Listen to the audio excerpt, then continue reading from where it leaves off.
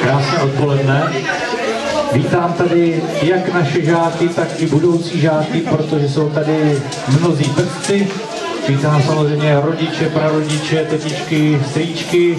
Přišli jste na Vánoční, ne, už jsou jaro, Velikonoce, všichni jsme v zeleném.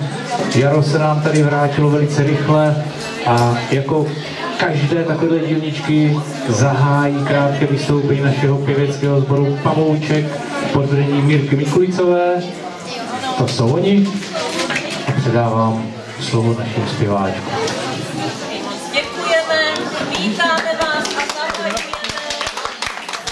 2, 3, 4.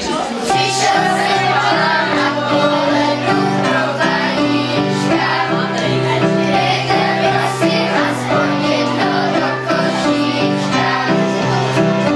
Jsem si na povlásku něco zproudí. To mám dala do mý holky, ať se kroutí. Dáram-dam.